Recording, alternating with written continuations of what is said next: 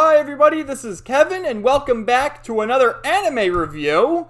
And today I'll be sharing my thoughts on the 2012 anime film Evangelion 3.33 You Cannot Redo, which of course is the third part in the four-part rebuild of Evangelion film series. And some view this as the worst, and I will say, the first time I saw this movie I was really let down, not a big fan of it. But after having rewatched it, it's probably my second favorite in the rebuild series. You know, my favorite being 2.22. This one I liked a lot more watching it a second time. And, well, we'll get to the review. But anyway, this movie takes place 14 years after the events of 2.22, You Cannot Advance. And how that movie ended, if you're, need a refresher, which hopefully you've seen all these movies if you're watching these reviews, but it ended with the third impact, what we think is the third impact occurring. They eventually call it the near third impact. And, you had Shinji and Rei in Unit 1, performing the impact, the human instrumentality, whatever the fuck it's called. And you had Kaoru in the Mark 6 Evangelion descend from the heavens with the Lance of Longinus, impaling Unit 1, stopping it. And then, after all the credits rolled, you had another scene with Kaji. Well, we don't know it's Kaji until the fourth movie, but you have Kaji in the helicopter racing toward it. So that gets resolved in the next movie.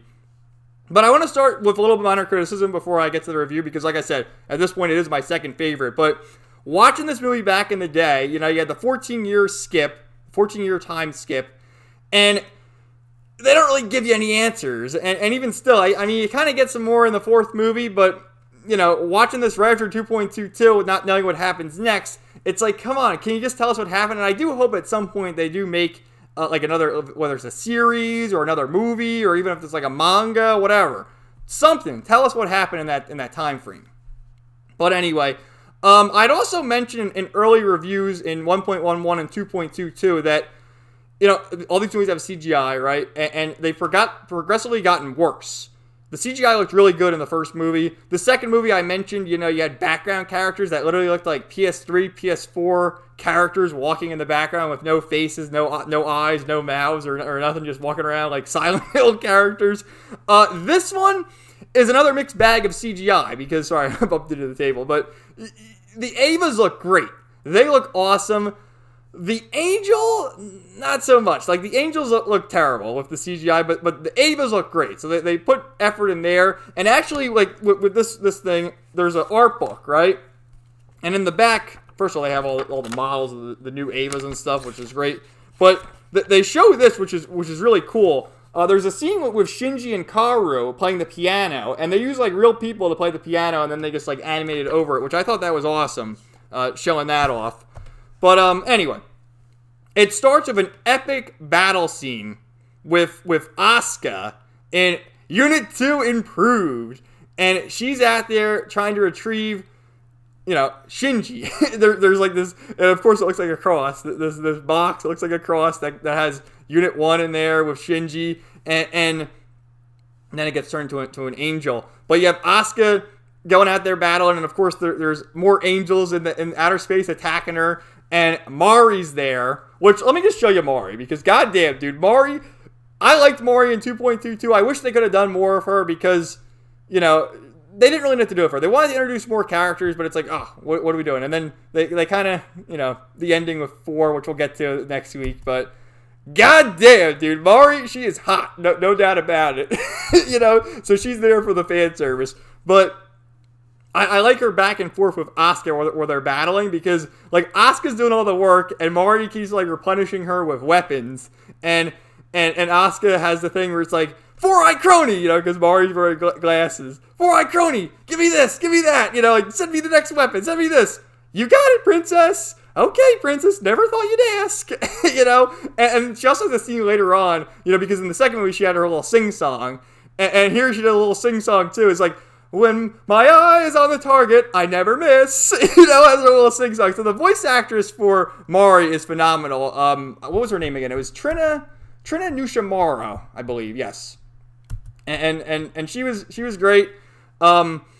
all the voice actors returned from the other movies, which, in the fourth movie, they like recast everyone for fucking Amazon Prime bullshit, which the Funimation cast did a great job. I don't know why they had to redo that. You cannot redo.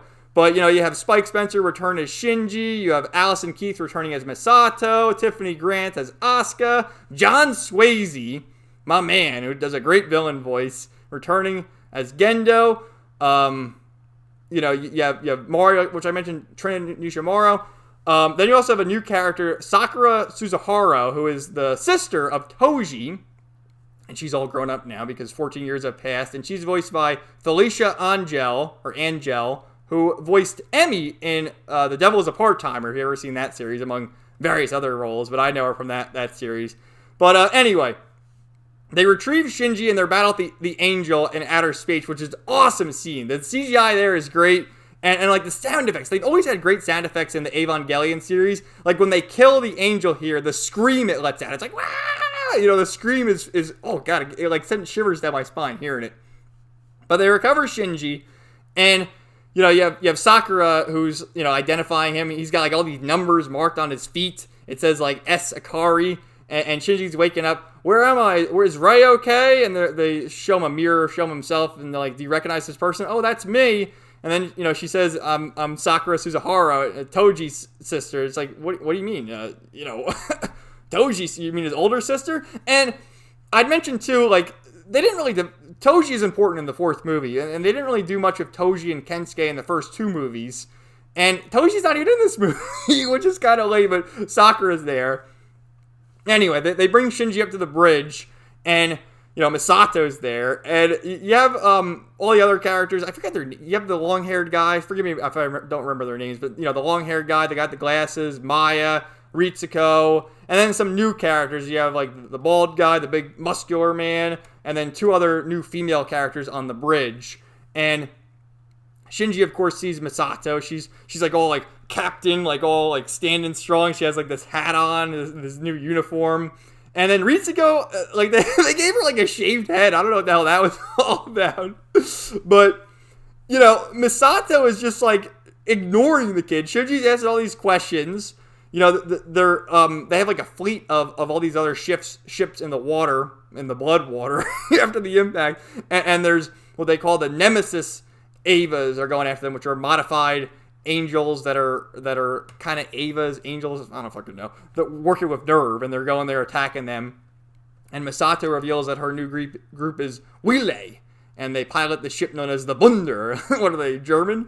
And Shinji's asking all these different questions because, you hear her talking on the phone. She says, Mari, go out there. And she's like, oh, sorry, it's under repairs. Asuka, okay, we'll go out there and fight. And then Shinji's like, let me help, Asuka. I'll pilot Unit 1. We have no more use for you, Shinji, because Unit 1 is now the main engine of the Wunder.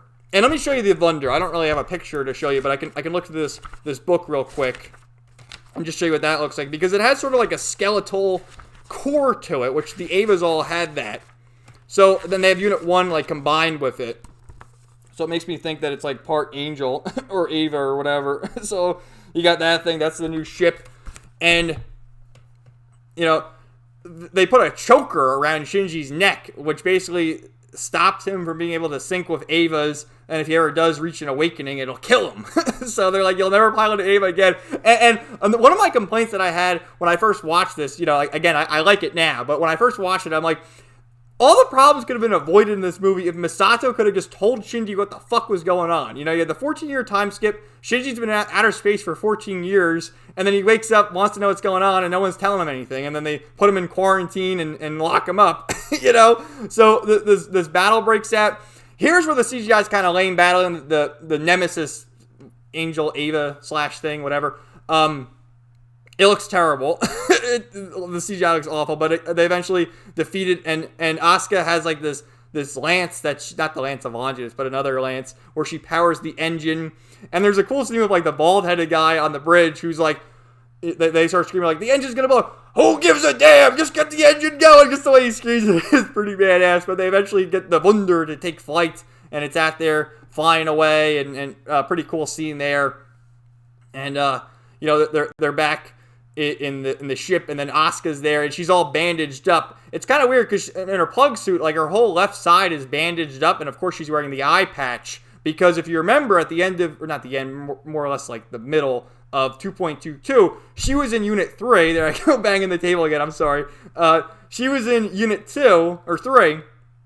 You know, the one that Toji piloted in the original anime series that got corrupted by an angel, but she survived. And you see later that she sort of has angel powers in her eye that she has the eye patch covering.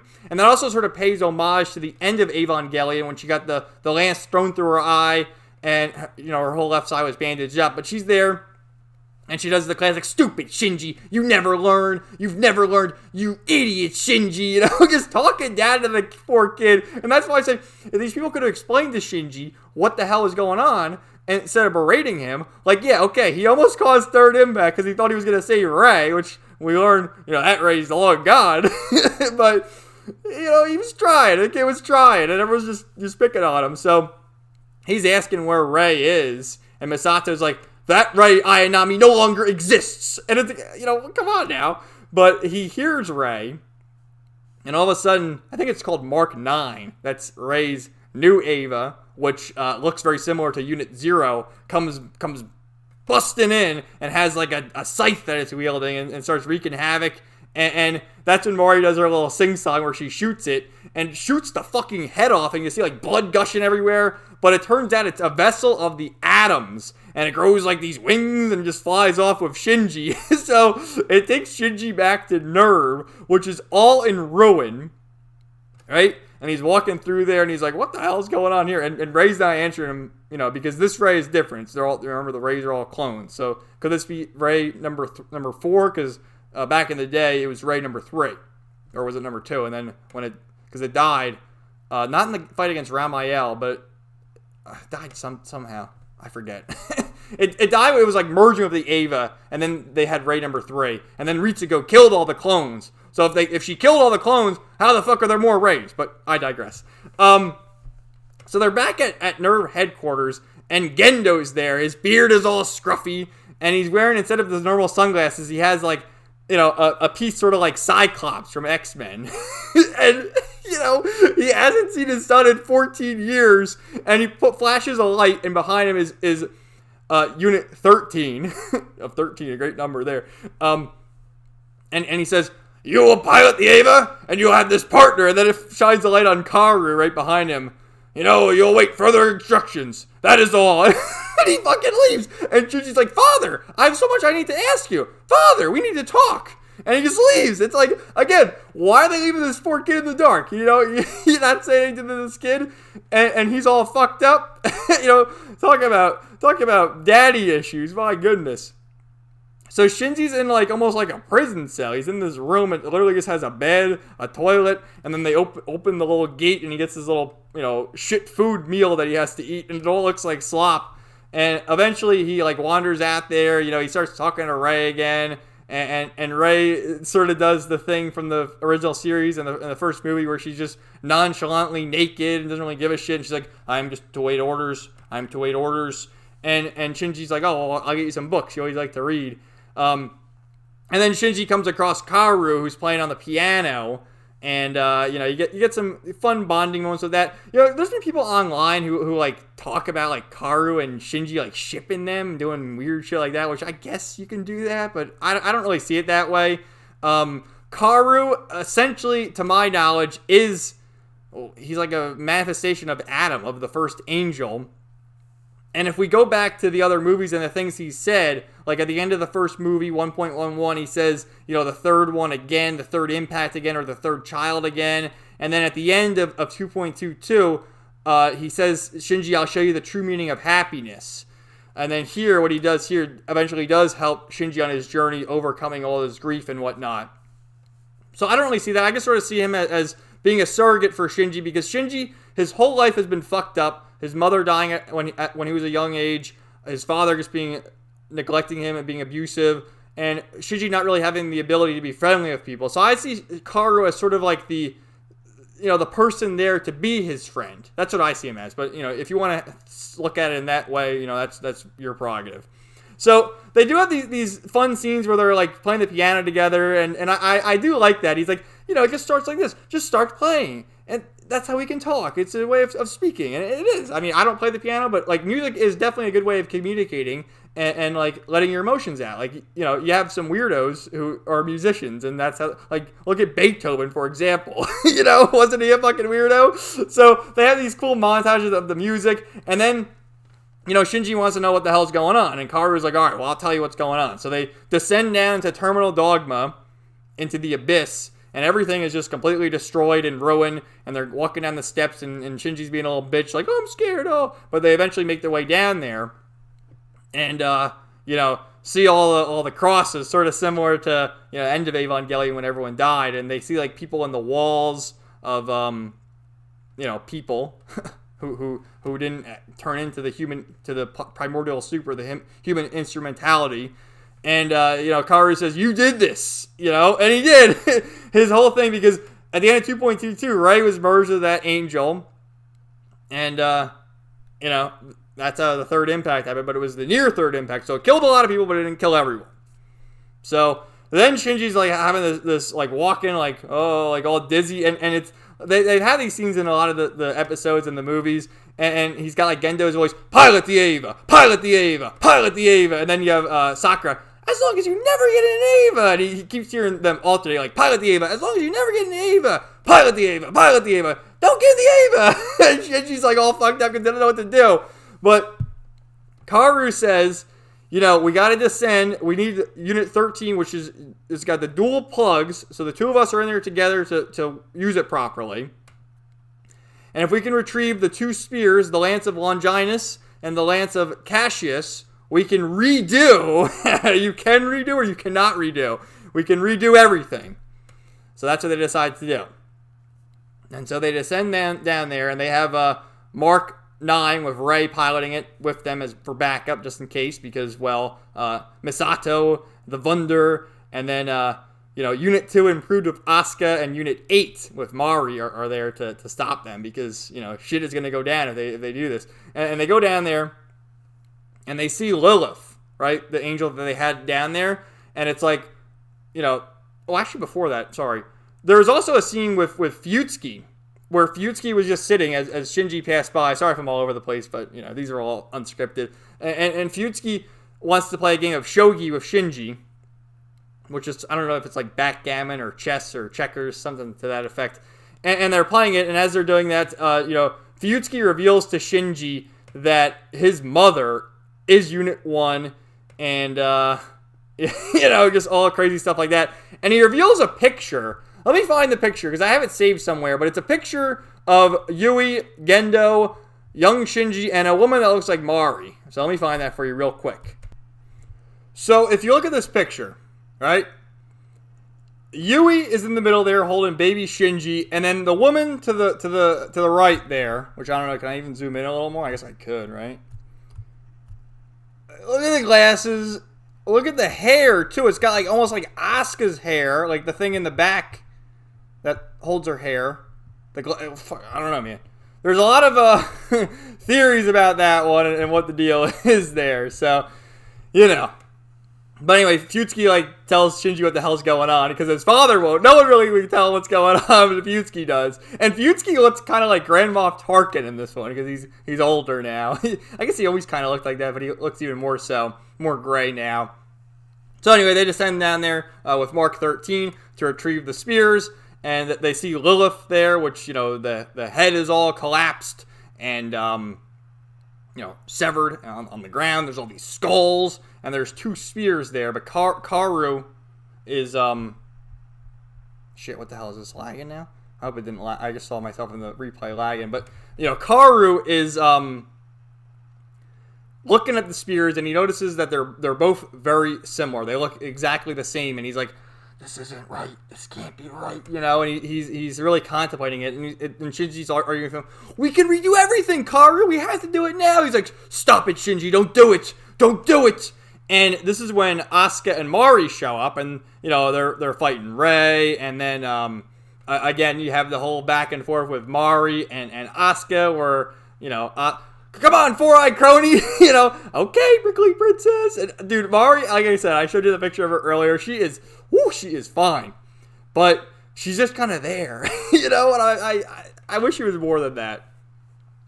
But eventually what happens is, it turns out that Mark 13 or Evangelion 13, whatever the hell it's called, is angel number 13, of course. So it decides to pull out the lances by itself. They're both lances of Longinus. And then, the third impact is starting back up again.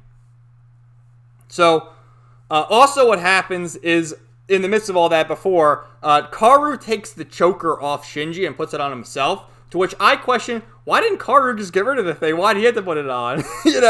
But they decide that they have to stop the impact. And there's this crazy scene, like when the angel takes over, where the Evangelion turns white, similar to the first angel when the second impact occurred in Antarctica, when they first showed that off back in the original series. That's what it calls back to. And then you have the scene where Asuka sort of taps into her angel powers in her eye, with her eyes glowing, and then she does the beast mode with Evangelion 2 improved, where it grows like teeth, it grows a tail, it goes crazy, man. Battling the thing. And just lots of great stuff there. Eventually, what happens is Kaoru, to stop the impact, takes control again, takes both spears and impales, the angel. All hell breaks loose. The plugs shoot out.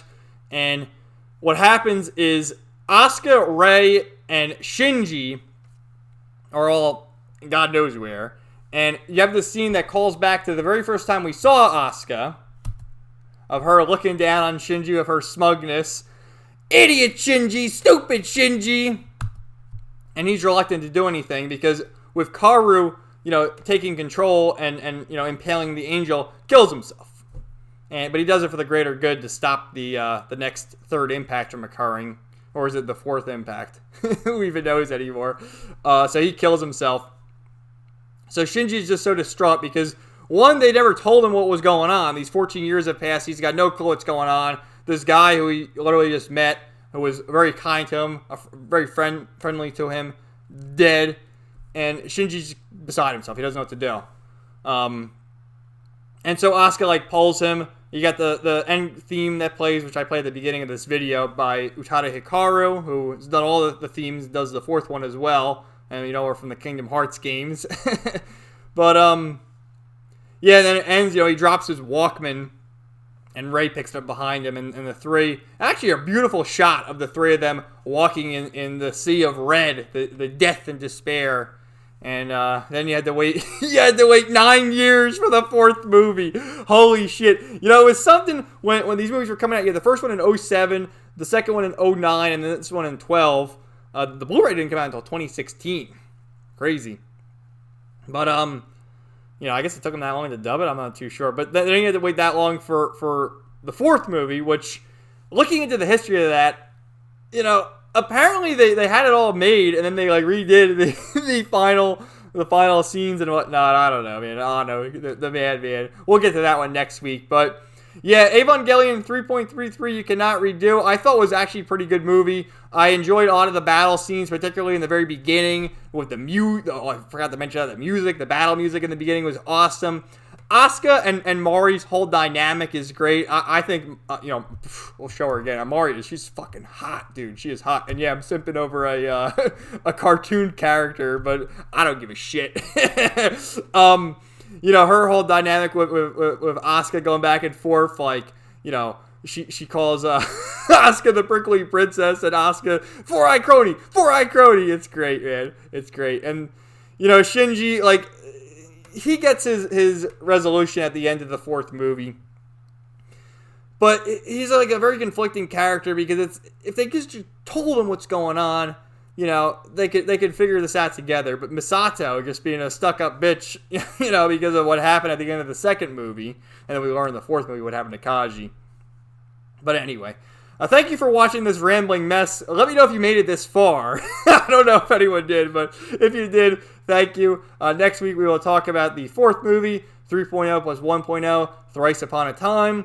And maybe I'll even do another video just giving final thoughts. Maybe a ranking of the four movies, which, You already know it. Because I said the second one's my favorite, so you can put the 2 and 2 together. But thanks, guys. Have a great day, and we'll talk to you later.